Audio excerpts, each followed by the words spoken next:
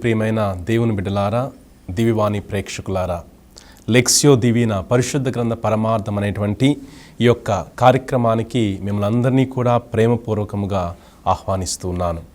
మరి ఈ కార్యక్రమంలో పాలు పంచుకుంటూ వారి యొక్క సహాయాన్ని అందిస్తున్నటువంటి లిల్లీ మేరీ టీచర్ గారికి, అదేవిధంగా సహోదరుడు జోసెఫ్ గారికి ప్రేమపూర్వక ఆహ్వానాన్ని పదములో ప్రభు తెలియచేస్తారు. ముందుగానే అంత్య దినములలో నా ఆత్మను మీపై కృమ్మరిస్తాను, అంత్య దినములలో నా ఆత్మను మీపై కృమ్మరిస్తాను అని ప్రభు ముందుగానే యావేలు ప్రవక్త ద్వారా తెలియచేశారు. అక్షరాల ప్రభు ఆనాడు పలికినటువంటి యొక్క మాట పెంతెకోస్తు దినమున నెరవేరుతుంది. అపోస్తుల పైన పరిశుద్ధాత్మదేవుడు దిగి వస్తూ ఉన్నారు. ఈ రోజున మనము పెంతెకోస్తు పండుగ రోజు ఆనాటి మొదటి పఠనాన్ని ధ్యానించబోతూ ఉన్నాం. దీనిలో మొదటి భాగము దేవుని యొక్క వాక్యాన్ని పఠించటము. అపోస్తుల కార్యములు 2వ అధ్యాయము 1వ వచనము నుండి 12వ వచనం వరకు. పవిత్రాత్మ రాకడ. పెంతెకోస్తు పండగ దినము వచ్చినప్పుడు వారందరూ ఒకచోట కూడి ఉండిరి. అప్పుడు వేగముగా వీచు బలమైన గాలి వంటి ఒక ధ్వని ఆకాశము నుండి అకస్మాత్తుగా వారు కూర్చుండి ఉండిన ఇల్లంతయు నిండెను. అప్పుడు అగ్నిజ్వాలలు నాలుకల వలె విభాగింపబడి అక్కడ ఉన్న ఒక్కొక్కరి మీద నిలుచుట వారికి కనపడెను. వారందరూ పవిత్రాత్మతో నింపబడిరి. అప్పుడు పవిత్రాత్మ వారికి వాక్శక్తిని అనుగ్రహించిన కొలది వారు అన్య భాషలలో మాట్లాడసాగిరి. ఆకాశము క్రింద నుండి ప్రతి దేశము నుండి వచ్చిన దైవభక్తులకు యూదులు యెరూషలేములో నివసించుచుండిరి. ఆ శబ్దము విని అక్కడకు వచ్చిన జనసమూహములోని ప్రతి వ్యక్తియు తమ తమ సొంత భాషలలో వారు మాట్లాడుట విని కలవరపడిరి. వారు విస్మయముంది ఆశ్చర్యముతో ఇట్లు మాట్లాడుచున్న వీరందరూ గలిలీయులు కారా? ఇదేమి? వీరు మాట్లాడునది మనమందరము మన సొంత భాషలో వినుచున్నామే. పార్తియా, మాదియా, ఏలాము, మెసపటోమియా, యోదయ, కపదోకియా, పొంతు, ఆసియా వాసులు, ఫ్రిగియా, పంపీలియా, ఐగుప్తు, సిరేనే దగ్గర ఉన్న లిబియా ప్రాంతము నుండి వచ్చిన మనము, రోము నుండి వచ్చిన సందర్శకులు, యూదులు, యూదమతమున ప్రవేశించిన వారు, క్రేతీయులు, అరబ్బీయులు మున్నగు మనమందరము దేవుడు చేసిన మహత్తర కార్యములను గూర్చి వీరు చెప్పుచుండగా మన సొంత భాషలలో వినుచున్నాము అని విభ్రాంతి నొంది తబ్బిబ్బు పడుచు ఇదేమి చోద్యమో అని ఒకరితో ఒకరు చెప్పుకొనిరి. 2వ భాగము వాక్యమును ధ్యానించటము. పెంతెకోస్తు పండుగ రోజున అపోస్తులు శిష్యులు పరిశుద్ధాత్మ చేత నింపబడ్డారు. పెంతెకోస్తు ఈ మాటకు అర్థము 50వ రోజు. పాస్కా పండుగ తరువాత 50 రోజులకు యూదులు చేసుకునేటువంటి పండుగ ఇది. ప్రభువు నిర్గమకాండంలో తెలియచేశారు, సంవత్సరానికి 3 పండుగలు చేసుకోవాలి, 3 సార్లు యెరూషలేము దేవాలయానికి వెళ్ళాలి. ప్రతి యూదుడు 3 పండుగలకు యెరూషలేమునకు వెళ్ళేటువంటి వారు. మొట్టమొదటిగా పాస్కా పండుగకు, పాస్కా పండుగ తర్వాత 50 రోజులకు చేసుకునేటువంటి పెంతెకోస్తు పండుగకు, తర్వాత గుడారాల పండుగకు, ఈ 3 పండుగలకు యూదులు ఎక్కడున్నా ఆ పండుగలకు యెరూషలేమునకు వెళ్ళేటువంటి వారు.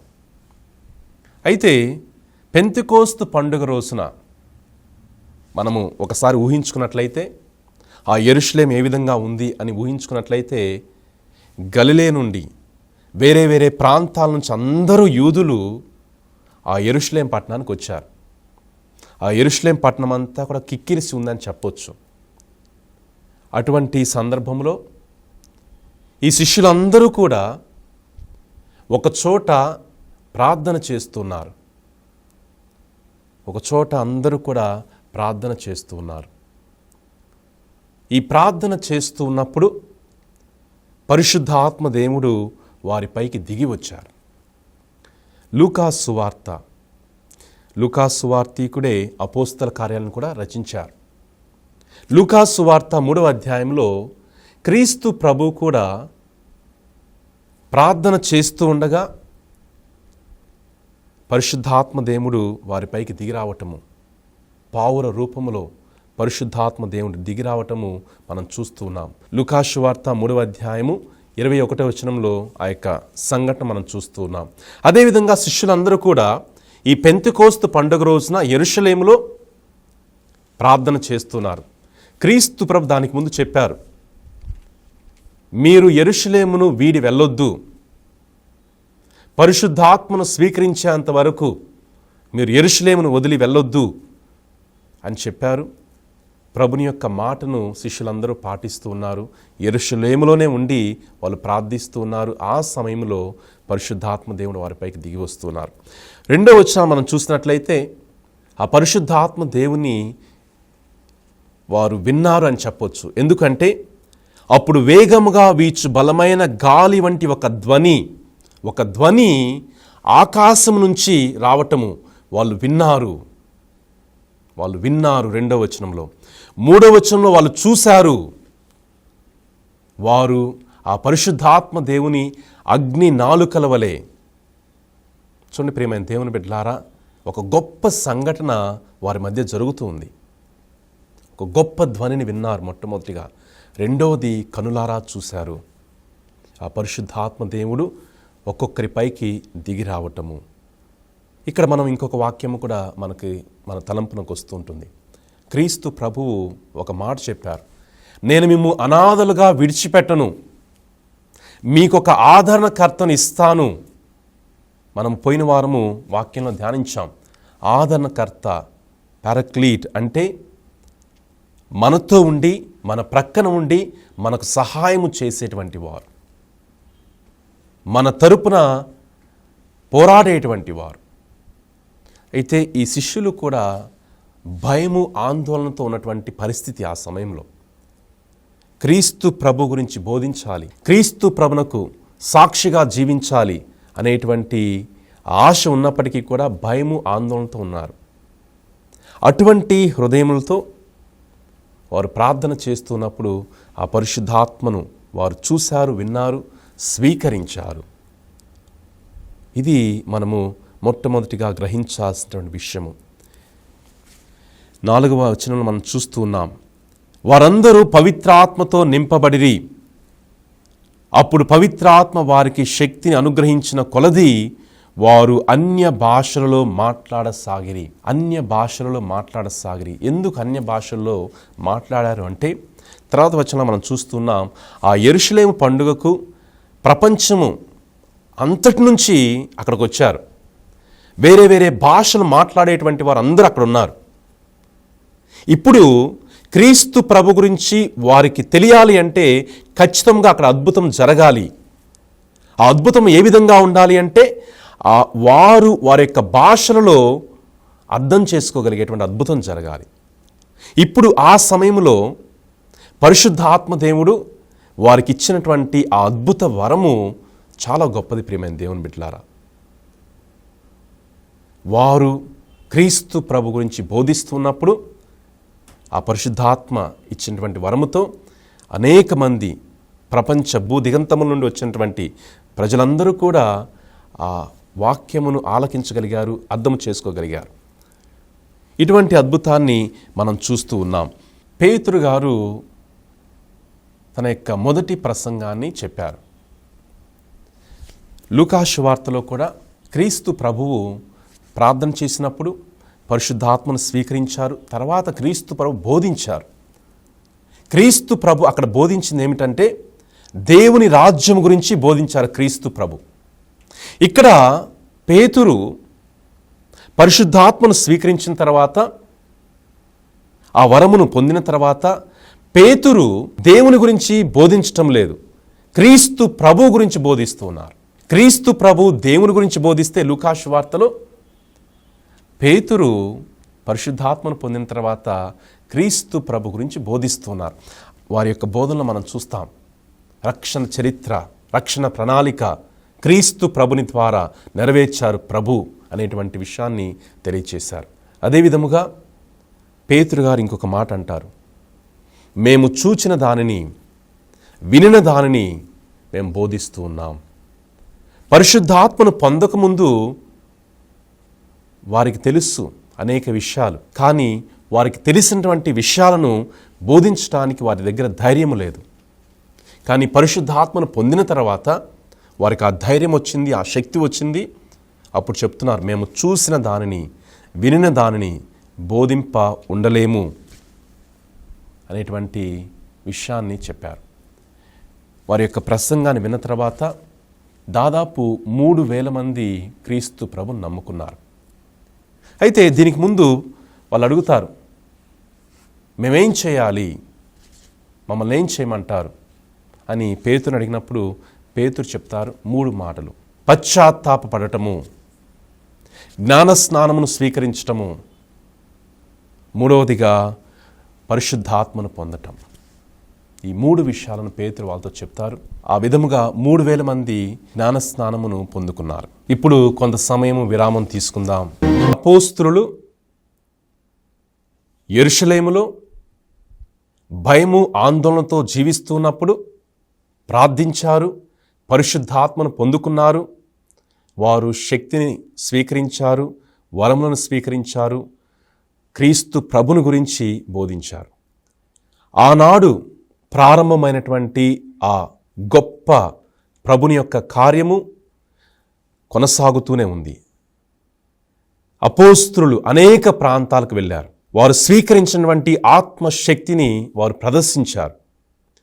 గొప్ప గొప్ప అద్భుతాలు చేశారు. గొప్పగా సువార్తను బోధించారు. క్రీస్తు ప్రభువు వారికి ఇచ్చినటువంటి ఆజ్ఞ, మీరు భూదిగంతముల వరకు వెళ్ళి సువార్తను బోధించండి అని ప్రభువు చెప్పినటువంటి ఆ మాటను, ఆ ఆజ్ఞను శిష్యులు పాటించారు. అది మనం చూస్తూ ఉన్నాం అపోస్తల కార్యములో తర్వాత అధ్యాయాల్లో. ఆనాటి సమాజంలో భూదిగంతములంటే వారికి ఉన్నటువంటి అభిప్రాయము రోమ్ సామ్రాజ్యం.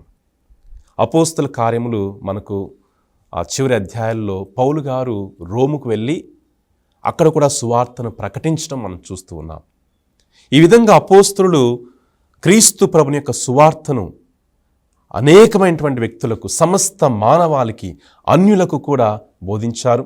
అన్యులు సహితము క్రీస్తు ప్రభుని నమ్ముకొని జ్ఞానస్నానము పొంది పరిశుద్ధాత్మను స్వీకరించారు. ఈ విధంగా ప్రభుని యొక్క సువార్త పరిశుద్ధాత్మ ద్వారా కొనసాగుతుంది, నెరవేర్చబడుతుంది. ప్రియమైన దేవుని బిడ్డలారా, పాత నిబంధన గ్రంథములో ఒక వ్యక్తి గుర్తొస్తూ ఉన్నారు, దావీదు మహారాజు. దావీదు మహారాజు పాపము చేశాడు, మనందరికీ కూడా తెలుసు. అయితే దావీదు మహారాజు పాపం చేసిన తర్వాత పశ్చాత్తాపడి ఒక ప్రార్థన కూడా చేశారు. 51వ కీర్తన మనం చదువుతాం. అందులో ఆయన అంటారు, ప్రభువా, నీవు నాకు ఇచ్చినటువంటి ఆత్మను నా నుండి తీసివేయి మాకు. అంటే దావీదు మహారాజుకి దేవుని యొక్క ఆత్మశక్తి విలువ తెలుసు.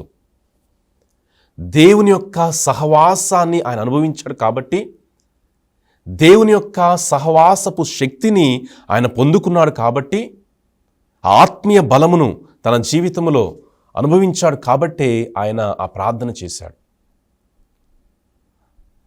పౌలు గారు కూడా అంటారు, క్రీస్తు ఆత్మ లేనటువంటి వారు క్రీస్తు ప్రభువుకు చెందినటువంటి వారు కాదు. కాబట్టి ప్రియమైన దేవుని బిడ్డలారా, మనం క్రైస్తవులుగా ఉంటూ ఉన్నాం. ఈ ఆత్మశక్తిని మనం అందరం కూడా పొందుకోగలగాలి. ఆత్మీయ వరములతో మనము నింపబడాలి.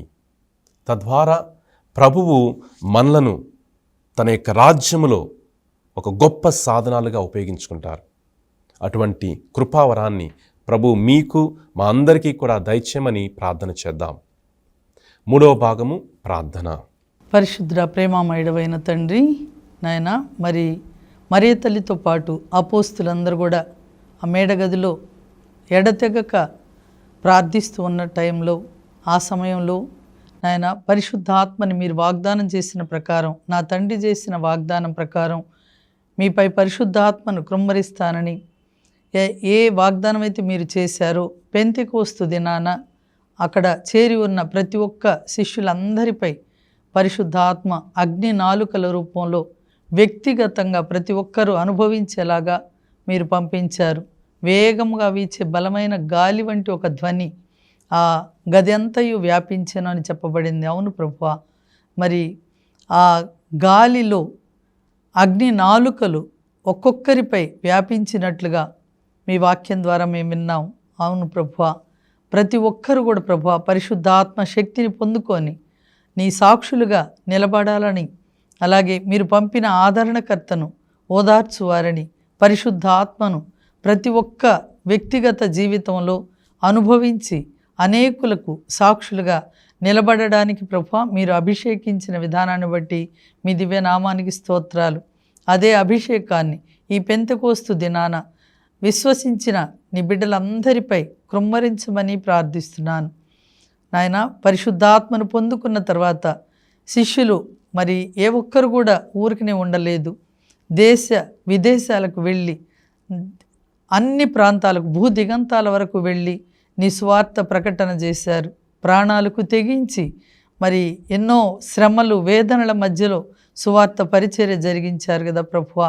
అదేవిధంగా ఈనాడు కూడా ఎంతోమంది బిడ్డలు మారుమూల ప్రాంతాల్లో, ఆటవిక ప్రాంతాల్లో కూడా మరి ఎక్కడ ఏ సదుపాయాలు లేని చోట్ల కూడా ప్రభువా వెళ్ళి నీ సువార్త ప్రకటిస్తూ ఉండగా అలాంటి బిడ్డలందరినీ కూడా మీరు ఆదరించి దీవించి నీ పరిశుద్ధాత్మ శక్తితో వారిని నింపి ప్రభువా వారు వెళ్ళే ప్రతి చోట మీరు తోడుగా ఉండి నడిపించమని ప్రార్థిస్తున్నాను.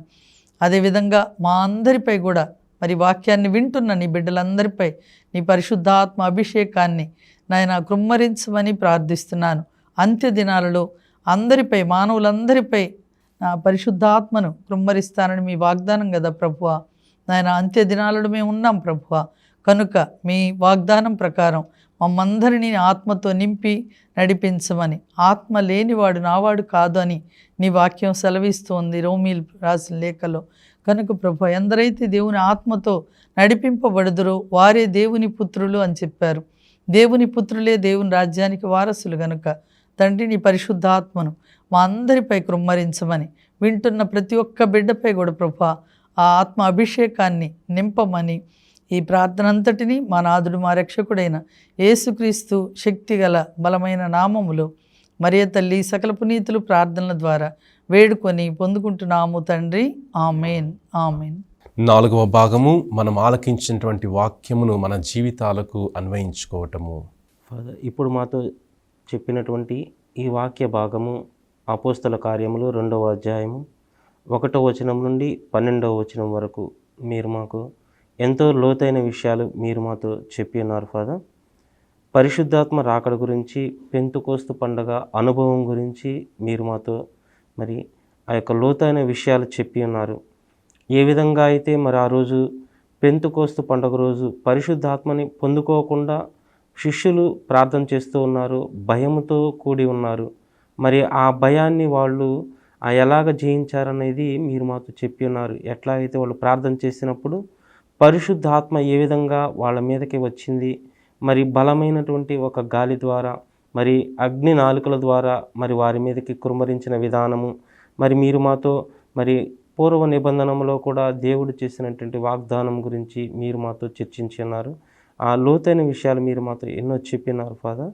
దాన్ని బట్టి మరి ఏ విధంగా మరి పరిశుద్ధాత్మను పొందుకున్న తర్వాత పేతురు గారు ఎలాగా వివిధమైన భాషల్లో మాట్లాడిన మరి విధానము, మరి తన ద్వారా దేవుడు పరిశుద్ధాత్మతో మరి ఎంతమందిని రక్షించి ఉన్నారు. ఈ మరి ప్రస్తుతం ఉన్న రోజుల్లో కూడా మరి పరిశుద్ధాత్మ దేవుడు మరి ఆయన యొక్క శక్తిని ఎలాగ జరిగిస్తున్నారనే విధానం మీరు మాతో చెప్పినటువంటి విషయాలు ఎంతో లోతుగా ఉన్నాయి ఫాదర్. మరి అదేవిధంగా ఇంకా ఎంతమంది అయితే మేము ఏం చేయాలి అని పేతురు గారిని అడిగినప్పుడు మీరు చెప్పినటువంటి ఒక విధానము, ముందుగా మీరు పశ్చాత్తాపడాలి, తర్వాత మీరు జ్ఞానస్నానం పొందాలి, తర్వాత మీరు పరిశుద్ధాత్మను పొందుకోవాలి అనే ఒక విషయాలు మీరు ఎంతో లోతుగా చెప్పిన్నారు ఫాదర్. ఆ విషయాలు మాకు బాగా మరి మనసులోకి హద్దుకొని ఉన్నాయి. ఈ యొక్క పెంతెకోస్తు అనుభవాన్ని మీరు మాకు ఇచ్చి ఉన్నారు. పరిశుద్ధాత్మను కూడా మరి ఎలాగ పొందుకోవాలో కూడా మీరు మాతో చర్చించున్నారు ఫాదర్. ఈ విషయాలు చాలా బాగున్నాయి ఫాదర్. Thank you father. పరిశుద్ధాత్మ అనేది వ్యక్తిగత అనుభవం. వ్యక్తిగతంగా ప్రతి ఒక్కరం కూడా పరిశుద్ధాత్మ శక్తిని పొందుకోవాలి అని మరియ తల్లిని ఆ రోజు గాబ్రియేలు దూత వచ్చి చెప్పినప్పుడు పరిశుద్ధాత్మ శక్తిని ఆవరించును, మరి అప్పుడు నీవు గర్భం ధరించి కుమారుని కంటావు అని చెప్పారు. అదేవిధంగా మరి యేసు ప్రభుపై కూడా యోర్దాను నదిలో మరి పరిశుద్ధాత్మ దేవుడు వారిపై దిగి వచ్చినట్లుగా తర్వాత సువార్త ప్రకటన చేసినట్లుగా కూడా మనం విన్నాం. అదేవిధంగా ఈరోజు మరి అపోస్తులందరూ ఒక గదిలో ఉండి ప్రార్థన చేసేటప్పుడు ప్రభు వాగ్దానం ప్రకారమే, ప్రభు ఆదేశించిన ప్రకారం వాళ్ళందరూ కూడా ఒక గదిలో ఉండి ప్రార్థించినప్పుడు వారిపై పరిశుద్ధాత్మ మరి ఒక్కొక్కరిపై అగ్ని నాలుకల రూపంలో వ్యాపించినప్పుడు వారందరూ కూడా అన్య భాషల్లో మాట్లాడారు.